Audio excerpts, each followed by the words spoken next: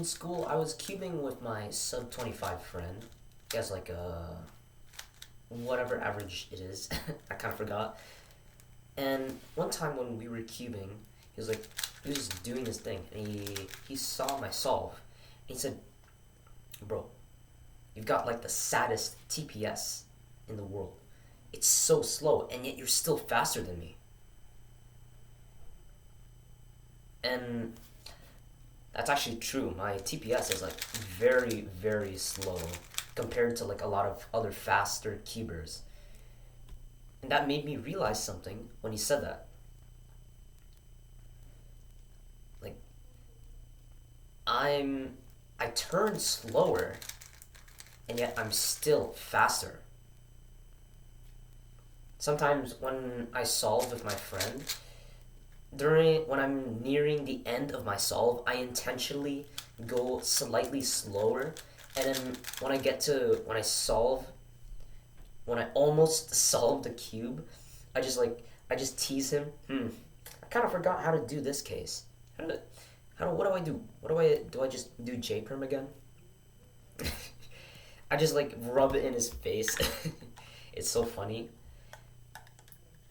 and that's it. Even though I turn slower than my sub 25 friend, I still get sub 15 solves. I still get like 11-second solves, and I'm like really fast, even though I have like very slow turtle speed TPS. So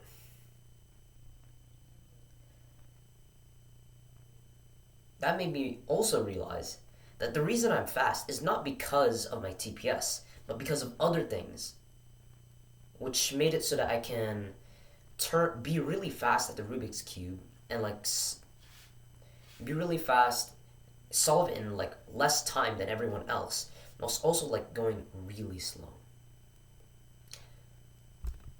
So in this video, I've identified like 4 reasons so far why I'm able to beat cubers and be sub 15 whilst also turning like a turtle. So there are 4 reasons. The first is look ahead. The second is finger tricks. The third is efficient solutions slash know a lot of F2L cases and efficient cross methods.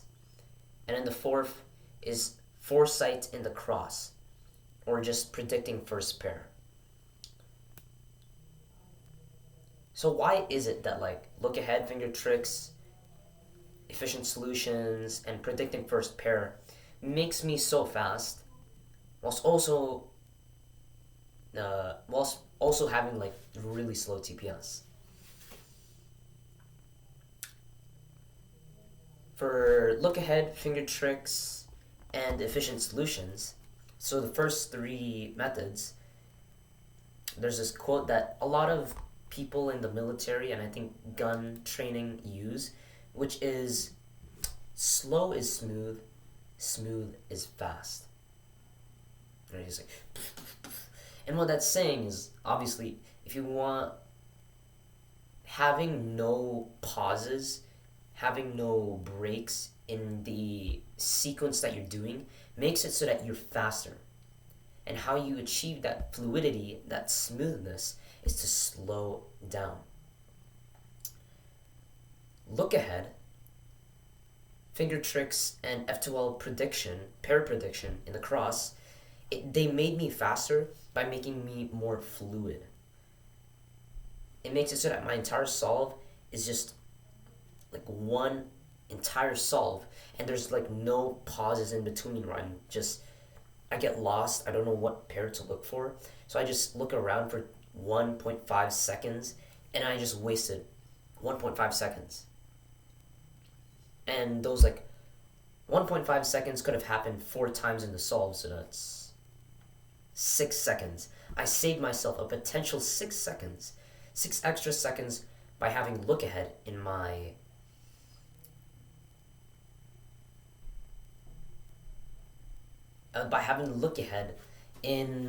solves. And then like F2L pair prediction, it removes that like first 1 to 2 second pause that you get after finishing the cross, and then afterwards like the whole solve is smooth. That's a very valuable 1 to 2 seconds that could earn you a PB. Right, so that also removes that like pause in the middle of the solve, or in the beginning of the solve where you just stop solving. And finger tricks where you know how to efficiently use your fingers. J-Perm called it ergonomics. I don't know what that means. I think it's just like using resources efficiently. So it's just being resourceful. Finger tricks, although like my actual fingers move slowly, my fingers do move efficiently, even though they actually move pretty slowly. And that's through like finger tricks. So that's stuff like pinch or like push. There's also like the pull, and what else?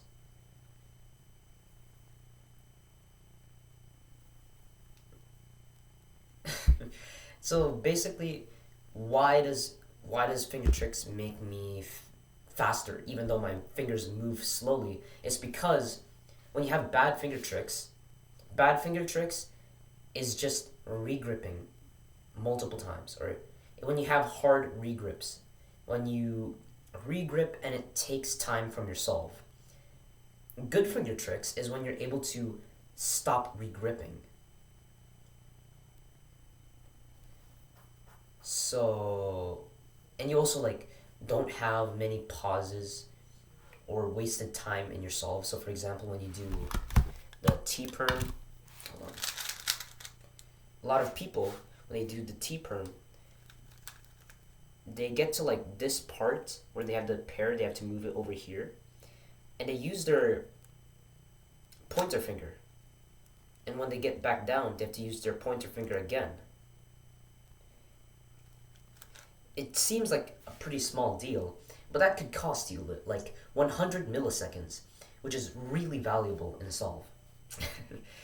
So what you can do, instead of doing that, when you're at that part again, you can still use your pointer finger, and then when it comes back down, you can immediately move into your middle finger, and you can just save like a bunch of finger overworking.